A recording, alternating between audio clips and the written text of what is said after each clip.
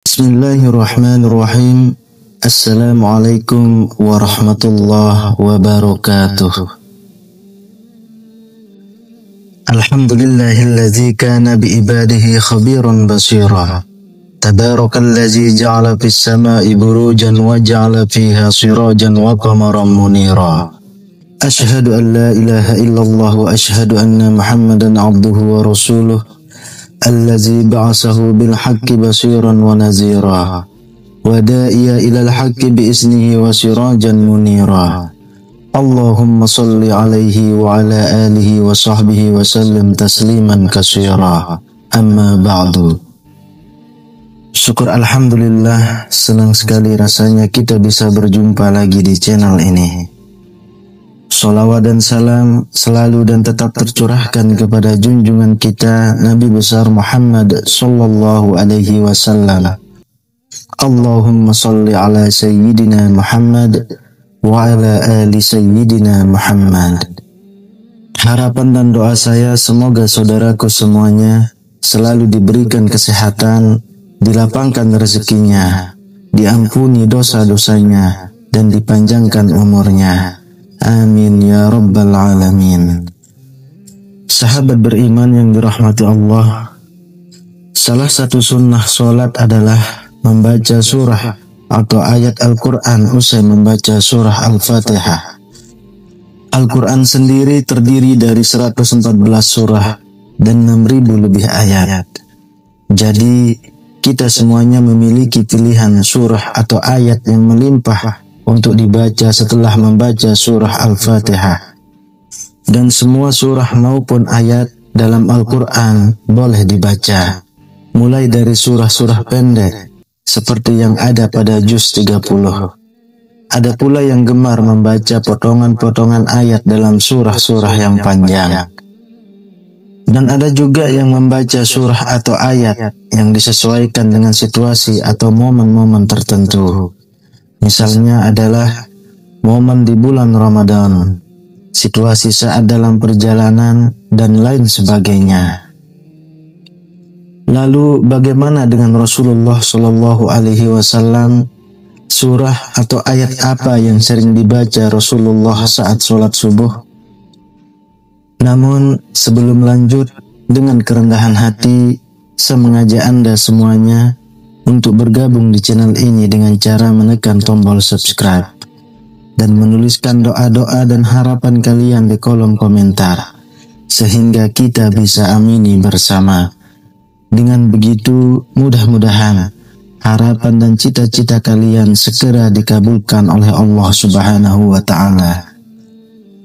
Sahabat beriman, dari Qutbah bin Malik, beliau pernah berkata, ia pernah sholat subuh bersama Nabi Shallallahu Alaihi Wasallam.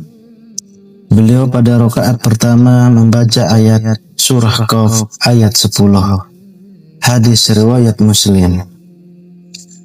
Dari hadis tersebut bisa disimpulkan bahwa Rasulullah Shallallahu Alaihi Wasallam di rakaat pertama pada sholat subuh setelah membaca surah Al-Fatihah, beliau lalu melanjutkan membaca surah Qaf sampai ayat ke-10 saja. Lalu dilanjutkan ruku dan seterusnya. Sahabat beriman, kenapa Rasulullah Shallallahu Alaihi Wasallam membaca surah Qaf pada rakaat pertama waktu sholat subuh? Apa keutamaannya? Isi surah Qaf ini intinya adalah untuk memperingatkan manusia tentang kejadian mereka dan mengingatkan tentang nikmat-nikmat yang diberikan kepadanya. Begitu juga peringatan tentang hari berbangkit, hari berhisab, surga, neraka, pahala, dosa, dan lain sebagainya, supaya kita selalu ingat kepada Allah bahwasanya akan ada hari berbangkit di mana manusia akan dibangkitkan dari kubur, lalu dihisap semua amalannya dan diberikan balasan sesuai dengan amal perbuatannya semasa hidup di dunia.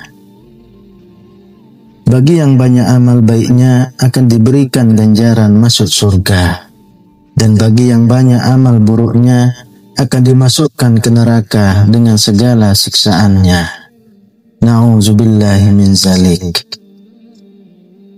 Lalu pada rakaat kedua, apa yang dibaca Rasulullah Shallallahu Alaihi Wasallam? Dari Amr bin Haris berkata, aku mendengar Nabi Shallallahu Alaihi Wasallam pada sholat subuh membaca surah At-Takwir. Hadis riwayat An-Nasa'i. Dalam Quran surah At-Takwir ini pun juga berbicara peringatan kepada manusia tentang hari kiamat. Seolah-olah surah ini ingin menyampaikan pesan kepada manusia bahwasanya keadaan semesta alam ketika kiamat datang akan hancur. Terjadi kegoncangan di mana-mana. Matahari akan digulung sehingga semesta gelap gulita. Dan manusia tidak akan dapat mengelak dari pengadilan Allah tentang amal perbuatan yang dikerjakan semasa hidup di dunia. Sahabat beriman, apa keutamaan membaca surah At-Takwir pada rakaat kedua sholat subuh? Insya Allah mampu meningkatkan keimanan kita kepada Allah Subhanahu wa Ta'ala dan memunculkan kekhusyuan dalam sholat, bahwasanya kita semua akan meninggal dan akan sangat celaka di saat kita meninggal tanpa bekal amal soleh yang cukup untuk menghadap Allah Subhanahu wa Ta'ala. Untuk itu disarankan untuk kita semua, bacalah doa surah ini saat mengerjakan sholat subuh dan pahami maknanya dengan baik. Insya Allah kita akan menjadi manusia yang senantiasa ingat kepada Allah, selalu bersyukur dan sangat takut untuk melakukan perbuatan dosa. Dan mari kita semua berdoa kepada Allah Subhanahu wa Ta'ala. Semoga kita semua selalu dijaga iman dan Islam kita oleh Allah Subhanahu wa Ta'ala, selalu menjalankan perintah-perintahnya dan menjauhi larangannya. Amin ya Rabbal Alamin. Demikian yang bisa saya bagikan. Semoga video ini bermanfaat untuk kita semua. Assalamualaikum warahmatullahi wabarakatuh.